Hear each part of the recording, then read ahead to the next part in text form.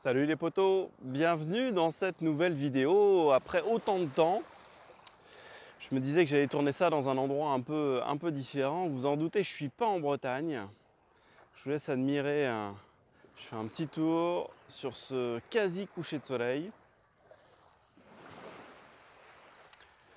Et vous me direz, pour ceux que ça intéresse en commentaire, selon vous, sur quelle plage je me trouve?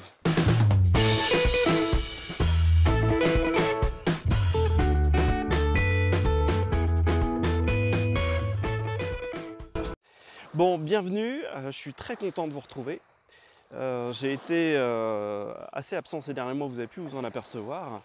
Et puis vous êtes nombreux à m'avoir demandé des nouvelles et puis des nouvelles thématiques, des choses comme ça. Et d'ailleurs, je vous remercie parce que tous les retours que vous me faites sont très sympas. Donc voilà, alors j'ai pensé à vous avant de partir sur cette île. Voilà, voilà un indice sur cette île avant de partir en vacances. J'ai pensé à vous, puis j'ai tourné quelques rushs en Bretagne, toujours.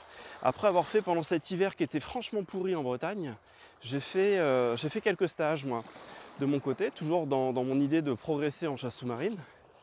J'ai fait un stage de préparation physique à l'apnée avec Christian Vogler. Je vous en parlerai un petit peu plus tard parce qu'il y a quantité de choses à dire sur cet homme-là et puis ce qu'il partage avec nous lors de ces stages. C'est vraiment une mine d'or. Et puis j'ai fait un stage de perfectionnement à la chasse sous-marine. J'avais déjà fait un stage d'initiation il y a quelques années quand j'avais démarré. Et puis là je m'étais dit, bon allez, en me relançant, ça va me mettre un peu dans le bain. Et puis c'est toujours bon de partager avec des chasseurs plus aguerris que soi. Donc voilà, je suis parti en stage pendant 2 jours sur Quiberon avec la Fédération française de plongée sous-marine, donc la FFE-SSM. Et il y avait notamment Joël Bréchère avec nous, que je remercie parce c'est un homme qui est vraiment extraordinaire dans sa façon de partager avec nous sa passion et son temps fatalement, parce que vu le temps qu'il y consacre, c'est autant de temps qu'il ne consacre pas à sa famille. Donc pour ça, merci Joël. Et puis dans tous les basiques qu'on a rebalayés ensemble lors de ces 2 jours, même si on n'a pas pu voir de poissons, ce qui était intéressant, c'était de partager avec tous les mecs qui étaient là. Et parmi les échanges qu'on a fait, il y avait les différentes techniques de pêche, notamment celle de la pêche à trous. Alors on a beaucoup parlé d'agachon, parce que c'est une thématique qui tient à cœur à pas mal de pêcheurs. Et moi, comme vous le savez, j'aime autant l'indienne que l'agachon et la pêche à trous.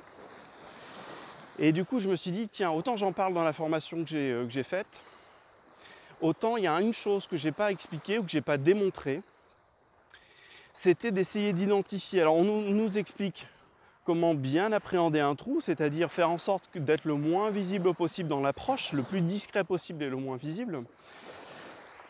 Néanmoins, ce qu'on ne nous a pas montré, et je tenais à vous le montrer, c'était quelle était finalement la vision qu'avait le poisson de nous. Et je vais vous montrer à quoi ça ressemble. Mais avant ça, je vous synthétise en quelques mots, en gros, l'approche type qu'il faudra avoir sur une pêche à trous. Ce qu'il faut éviter de faire, c'est du bruit. Mais comme toute pêche, comme toute technique, il faut éviter d'être bourrin sous l'eau. Donc on enlève le tube de la bouche pour éviter les bruits de remplissage de tuba. On fait attention à son canard, on fait un joli canard pour descendre. On palme doucement, on n'arrive pas comme un goret sur le caillou en se posant comme une grosse merde, il n'y a pas d'autre mot. Non, on y va tout doucement. Bref, on est discret dans l'approche. Bon. Ceci étant dit, je fais demi-tour, je regarde juste si, voilà, profiter du coucher de soleil en même temps, c'est plutôt sympa.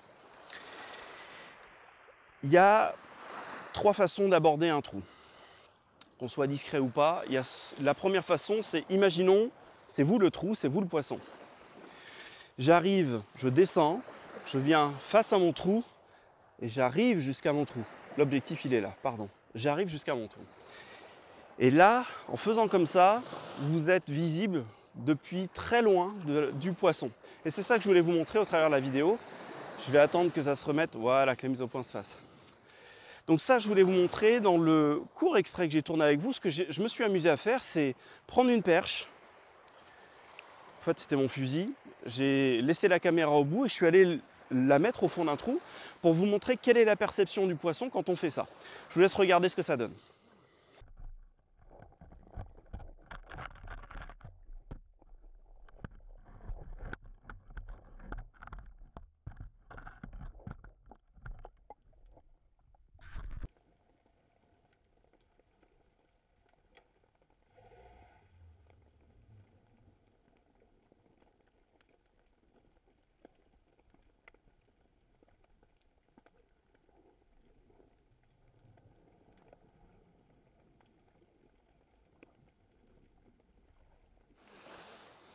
Alors vous voyez, on me voit arriver d'assez loin en fait. Du coup, le poisson a largement le temps d'appréhender quelle est la menace qui arrive vers lui. Et du coup, il peut soit se planquer au fond du trou, dans un endroit le plus sombre, voire au-dessus de la roche, ou carrément se barrer, ce qui est la pire des situations pour vous. Deuxième cas de figure, et c'est ce qui est préconisé dans ce type de pêche, c'est soit d'arriver sur le dessus du caillou, soit d'arriver sur le côté. Et idéalement, quitte à choisir le côté, partez du côté où vous êtes bien avec à votre main. C'est-à-dire que moi qui suis droitier par exemple, je vais faire en sorte que le caillou se trouve à ma gauche pour pouvoir arriver avec ma main droite, me positionner et pour être directement sur le bon angle de tir, de vision et de tir. Puis ça me permet d'être le plus discret possible aussi. Donc je vous montre ce que ça donne, toujours du point de vue du poisson, si j'arrive de côté.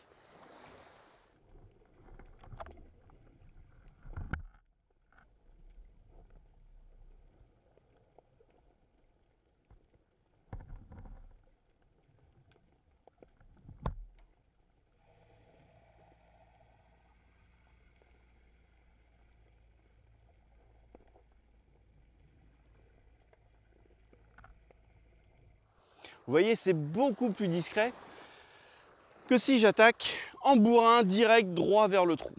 Bon, juste pour le folklore local, on fait une petite intermède publicité locale.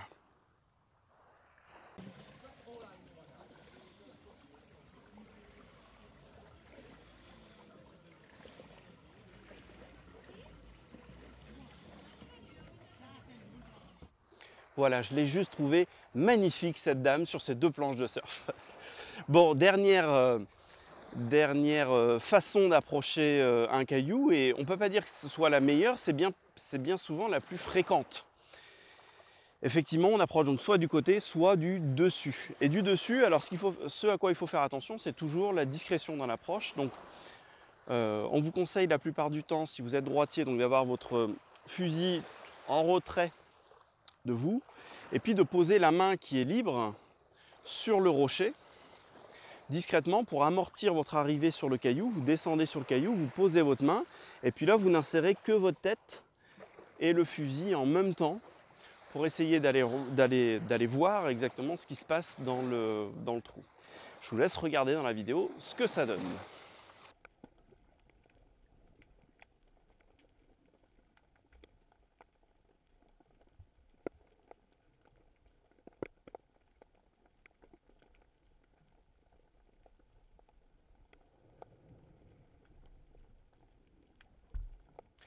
Alors, c'est plutôt marrant comme truc, non?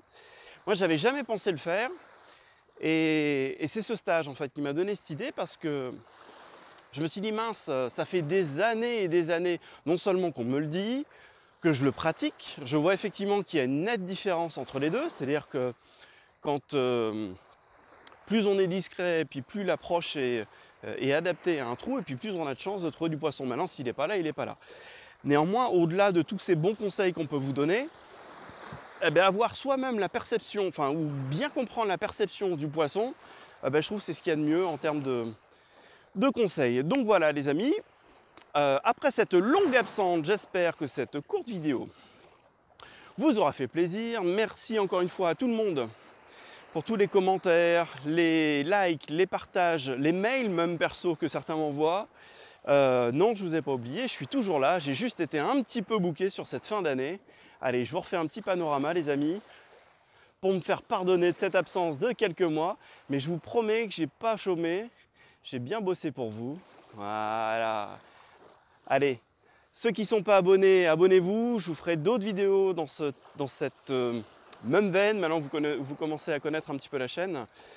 On n'est pas là pour comparer nos poissons, mais vraiment pour échanger sur tous les petits tips, les petits trucs qui nous font avancer dans cette merveilleuse discipline qu'est la chasse sous-marine. Je vous dis à très bientôt. Kenavo les potos.